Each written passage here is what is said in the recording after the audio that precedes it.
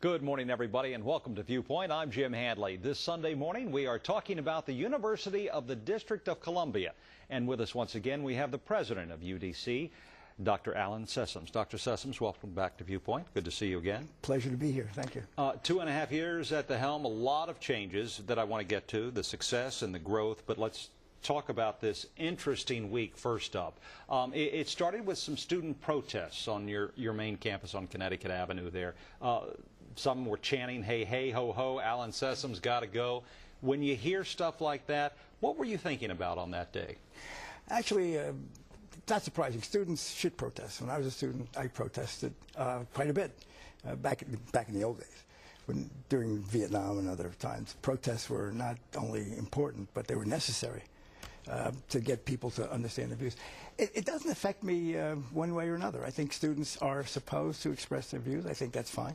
The student protests, small in number. I mean, 30, we have a student population of over 6,000. We have had other protests. And there were protests certainly when we restructured the university. We separated out the community college. We put in higher tuition. We put in admission standards at the university.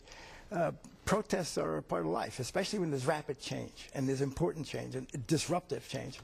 People tend to protest, and I think that's a good thing. And I want to talk a lot more about the changes throughout this half hour, but some of their complaints had to do with travel expenses, as you know, at a time when tuition is going up. A flight to Egypt that cost almost $8,000, first-class luxury accommodations when you travel. Address those, because the City Council has asked you to address those as well, too. Are they out of line?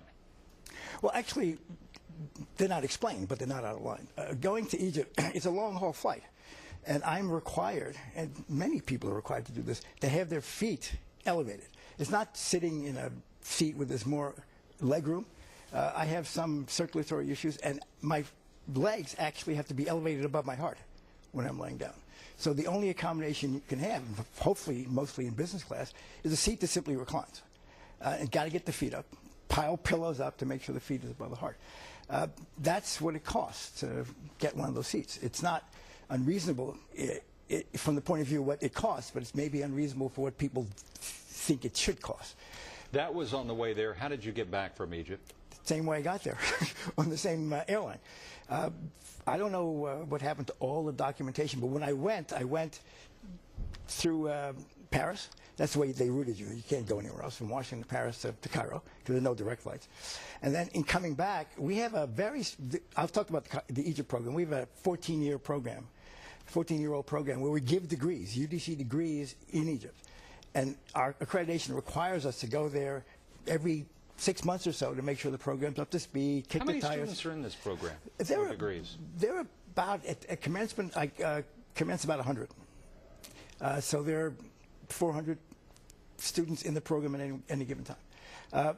This is a program that is very strong in accounting, very strong in computer science and information systems, management information systems, in business in general. And it's a very strong program in a spectacular location with the Mahdi Modern Academy, beautiful facilities, wonderful faculty, really strong students. But we have to make sure that the UDC degree is integral. And it's the same degree as we give here in the District of Columbia, so we have to go there and check. It's a requirement. When I came back, we have a very strong collaboration with the University of Sunderland. We've had student exchanges with them for a number of years.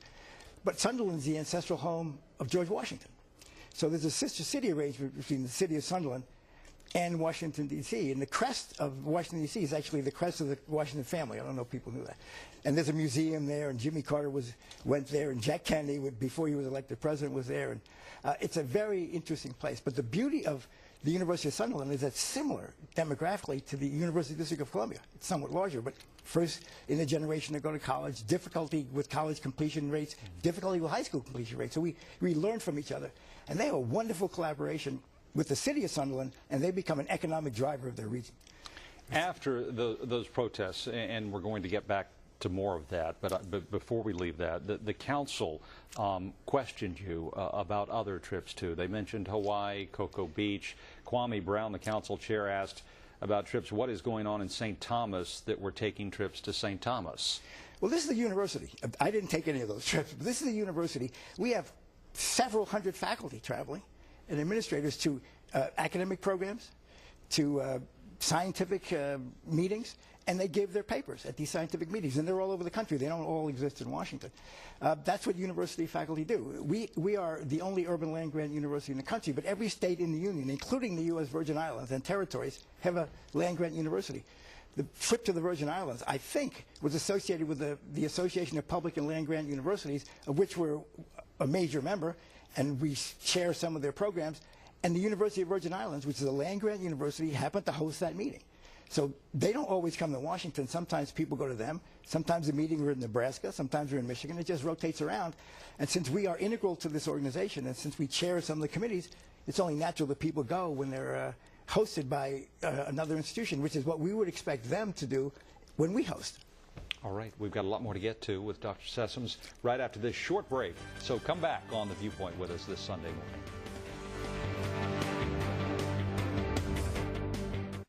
And we're back on Viewpoint with Dr. Alan Sessoms, the president of UDC. We were talking a little bit about what the council was asking of you in terms of records and justification for some of the trips. Let's get back to the first class trips, luxury accommodations. There's going to be an audit done, an internal audit to be done. When might we see the results of that? And when that audit comes back, if you're asked to reimburse any portion of those flights or accommodations, would you do that? First of all, the audit we expect to be back by the end of this month. I requested the audit myself just to clear the air because there's nothing to hide. Everything should be exposed. I have no problem with that. I've been in public service almost all my life, and I'm used to having everything open. And we'll see what they say. I think But this auditor answers directly to you, is that right? This is not an external audit. The internal audit is a function that I actually tried to create so we can make sure that the university is beginning to function properly. There's so many things at UDC that weren't working well that the internal auditor are the independent eyes and ears to make sure that things are exposed, and if we have problems, we can make them better. The reason why the internal auditor reports to me is that when she asks somebody for information, the information is forthcoming. If she reported to somebody else, that would be a little more difficult. But she also reports in parallel to the chair of the trustee audit committee. So there's a parallel track, and in this case, she's reporting to the chair of the trustee audit committee because they're auditing my records, and that's normal in businesses, in universities, and corporations. It depends on what the findings are. I think my expenses were perfectly reasonable, maybe not explained as well as they need be because of medical conditions. Maybe we could have negotiated a better fare. I don't know because it was done at the last minute. I don't go and pick up the phone and call the airlines and do it all on myself. People do that for me, and maybe I should look more closely at those things. But I think I will do that in the future as necessary, and we'll see what the audit says.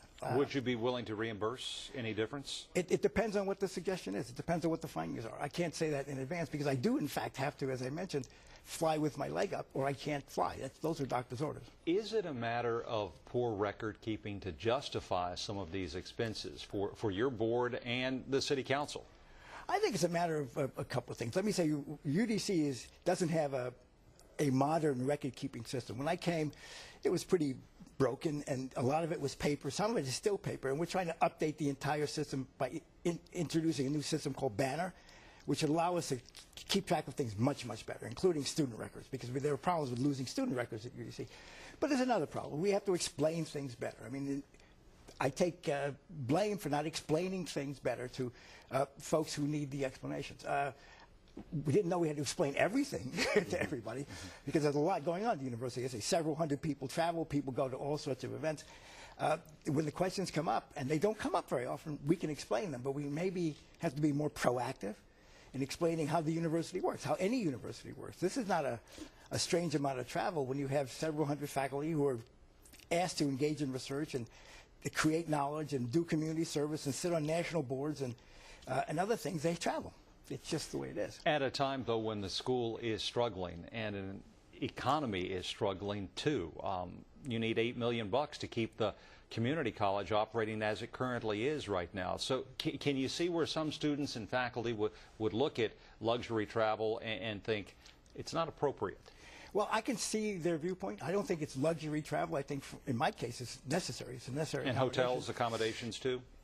Most of the hotels are pretty standard hotels. I mean, it's rare that unless there's a particular reason, fundraising or some other reason, most of the hotels are just standard hotels. They're standard Marriott day-ins and things like that. That's where we usually stay. And we stay where the conferences have their events. We're lucky to be in Washington because if we weren't in Washington, folks would be traveling more. They'd be traveling to Washington for these events. I'm traveling much, much less than I did in my previous jobs because Washington is a hub of a lot of things.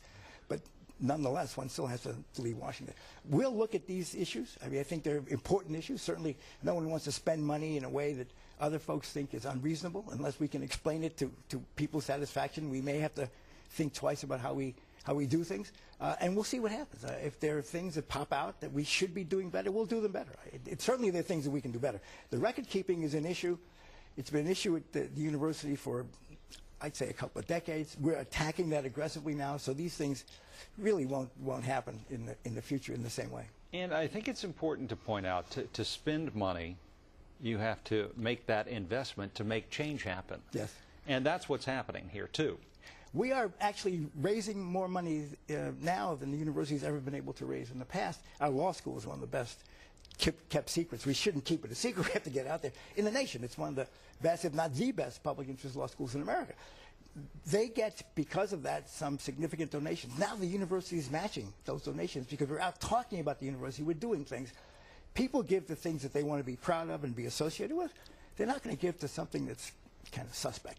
UDC is putting itself on the map. We're doing radical changes, and we're bringing in resources, not only from the council, but also from the federal government, from philanthropists, from foundations and corporations who wouldn't have given us serious consideration in the past. We've got a lot more to get to, and I want to talk about all the progress that's being made right after this short break with Dr. Alan Sessoms on Viewpoint. Stay with us. Welcome back to Viewpoint. Again, we're talking about the University of the District of Columbia with its president, Dr. Alan Sessoms. 2.5 years, as we mentioned, at the helm. Boy, has the reputation improved of the school. Let's talk about some of these growth areas. You have instituted an honors program, revitalized the curriculum, and as you said, really put it on the map. Talk a little bit about the community college program and how that has just soared in terms of students. When I arrived, there was clearly a need for a community college in the minds of almost everybody. But people thought there was clearly a need for 15 to 20 years and nothing happened. So I decided, okay, we weren't going to ask for significant new investment from the district because the money was tight. So we had a small reserve fund at the university. I said, we're going to use this reserve fund to start this community college. And if we are successful, it's a risk. If we are successful, we expect them to have support for it. So in 6 months, we worked with the faculty. We worked with our facilities people. We found a way of getting the community college going. Erman Hervey, who was working with me then, was the guy who spearheaded this and actually got a lot of it done. We were able to bring in Jonathan Guevara from the Northern Virginia Community College Alexandria campus to then take over from Erman. And it was starting to go. We cut the ribbon on the Van Ness campus a year and a half ago. And in a year, the enrollment went from 1,700 to 2,600. It just took off, 50% increase, which we didn't quite anticipate. But in addition, there was clearly a need for the community college and various other parts of the district, for workforce development, for certificate programs, for example. So the council, in its wisdom, provided us with an opportunity to get other facilities. We negotiated a lease for 801 North Capitol Street, which is a lease purchase agreement. That's the headquarters of the community college. It's a wonderful location. You walk out and you look up the street and there's a Capitol, and it's really kind of delightful. But it's already full. We have gotten a facility on South Dakota Avenue, the old Bertie Backus Middle School. Right.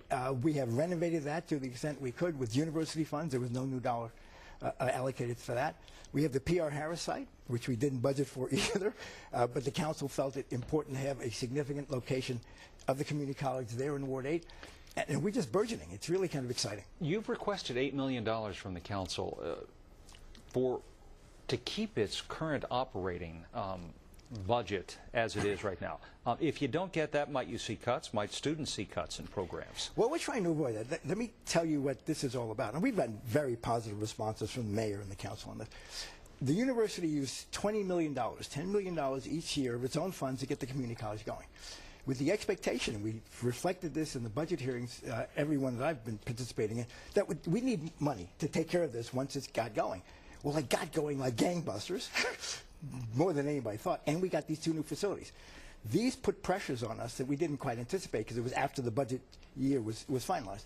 So we have these operating deficits. We've gone to the mayor and talked about it, and they're finding ways, and the CFO, finding ways of helping us maintaining this. But we have to also get a budget increase for the university to maintain it in the long run. The University of District of Columbia has not seen a budget increase effectively since 1997, which is amazing. It's probably the only institution in the country, good times and bad times, saw no new money. The budget was cut in half during the control board days. Assets of the university were sold off, and it never quite recovered. We're in the recovery phase now, I would have to say. The community college has been a huge boon. What we've asked for is another, effectively $12 million in FY12 to run the community college so the university can then use its resources to do the stuff that the four-year institution is committed to do. We've also asked students to step up and pay more. A tuition hike for some to the tune of about 140%, and that's one of their complaints too. Well, one of the things that I think we haven't explained well enough to the students is that the students, even at the $7,000 level for the university, only pay about 40% of the cost of their education. And the district government hasn't provided any new resources. So if they want to get the quality education with the equipment and the facilities they really deserve, they're going to have to help us do that. It's going to require them to help us. Fortunately, President Obama has stepped up to the plate in a major way. And this is something that he's praised for across the nation in higher education, and maintained and increased the Pell Grant. So those students who are the neediest students can get up to $5,500 in Pell, which means there's only about $2,500 left for them to pay out of pocket, which is just enormous. And at the community college, which is only $3,000 a year, it costs about $9,000 to $11,000 a year to educate a community college student. So there is no student in the District of Columbia that's not being subsidized. Is there a danger, Dr. Sessoms, of too much growth too fast? We're growing into the needs of this town. I think what we found is that there's been this incredible unmet need, and you don't want to start losing generations again. We have many people in the District of Columbia who are structurally unemployed because they haven't been educated well enough to meet the needs of the industries they wish to go in, especially in the government business. And they haven't been given the skills needed to really transition to new industries as they appear. These are now problems, and nobody was addressing them. So what the university must do is meet the now problems. The mayor, Vince Gray, feels a real great urgency to meet these needs, and the university has an obligation to meet the needs. It would be nice if we had a lot of time, but we don't. We need to go and address the societal needs now so we can build a very strong economic base so that going forward we won't have to address the same problems. We'll be much more educationally based than training based. Got to take another quick break. I want to talk more about what UDC means to the district and its young people when we come right back. Welcome back to Viewpoint. Again, we're talking about UDC today with the president of UDC, Dr. Alan Sessoms. 6,000 plus students and growing, strong. The undergraduate program fully accredited, as we've mentioned. The council members this week were asking you about the student to faculty ratio, and they see it as unusually high, 43 to 1. Is that high? Would you like to bring that number down? Well, at the university, at the four-year institution, it's about 11 to 1 because we have many more full-time faculty. They have a requirement to do research, and we have to have full-time faculty to do that. And I really like full-time faculty since they really are the fabric that holds the university together. At the community college, it's 43 to 1 because we have many part-time faculty. In fact, the majority of part-time faculty, obviously. And that allows us to at least contain costs and keep the costs down to the university students. As I say, the community college students only pay $3,000 a year, and it costs 11, even with a 43 to 1 student-faculty ratio, to allow us to keep costs contained. Also, Washington is this incredibly intellectually rich town. I find it to be amazing the kind of talent we have around here. So for the student benefit, we bring in some extraordinary expertise from the World Bank, from the district government, from the federal government, from the private sector to teach these classes that they're expert in. And what happens is then the students see what it really means to get a degree and go into those fields, and they're inspired. Full-time faculty are important, but at a community college, that access to some of the extraordinary talent in this town is a tremendous advantage that I think we want to market. We'd like to get more full-time faculty, but it really does increase the cost. You talk about President Obama and his push for community college. How competitive are you with other community colleges, Prince George's Community College, Montgomery Community College? Are you going after the same pool of young people? And how critical is it that you're there for young people in D.C. who are struggling to find employment in this climate? I think we are as good as anybody. I think we brought in some extraordinary expertise in Jonathan Guevara, Julie Johnson, and others who really just know how community colleges work, and they've been studying this for years. I think the community college is crucial as a bridge to what can be a difficult experience in high school and the job market. I think we have found in many cases that the students are not prepared. 80% of the students who come in to the community college from high schools need one or more developmental courses, which is a fairly high number. We like to get that number down. We're working with Interim Chancellor Kyer Henderson and those colleagues with very new ideas to try to really do it better at the high school and then at the middle school level. But it's a crucial bridge. It's the bridge that allows us to say we can take care of our people one way or another. We hope the high schools get better, but we can get these folks who have been disadvantaged by the high schools jobs. But we have to educate them and get them into the workforce. We can also get them into college. We can get them through the community college to four-year universities. They can go and get PhDs, but the community college is a bridge. And I think it's crucial for our students to be able to see that there is that bridge. One other thing, and I just want to go back, because we were talking about this in the newsroom yesterday, and this Egypt program has been around for 14 years. With so much growth happening here we are in the nation's capital of the United States. Do you need a program in Egypt? And why is that program there? Well, I inherited the program, and it's a tremendous opportunity for us to broaden our scope. What I like to do is have students and faculty going back and forth, because without an international perspective, we're not going to be global citizens. Our students are not going to be as employable as they might be otherwise. UDC students are going to need a leg up on the competition, which is coming from the Ivy League, from Stanford, from Chicago, from everybody, the great public universities, the University of Michigan. And our students, given that we don't have quite the reputation as those institutions have right now, have got to show some differential. The global experience is one. I think community college students can benefit from it tremendously. Four-year students can benefit from it tremendously. And we have an opportunity in one of the most exciting areas in the world to build on a partnership that's been there for 14 years. It's a tremendously exciting opportunity. And the students and facilities there are simply spectacular. So that gives us a leg up on even some of the best universities in the world. And I like to maintain that advantage, because we need all the advantages we can get in this town. All about rebuilding and building new reputations in this city for UDC. We appreciate it. Dr. Alan Sessoms, thank you for coming back on Viewpoint. Good to talk with you. It's been a pleasure being here. I look forward to seeing you again. All right. And we thank you for watching us on Viewpoint this Sunday morning. Now back to News 4 Today. Enjoy the rest of your weekend, everybody.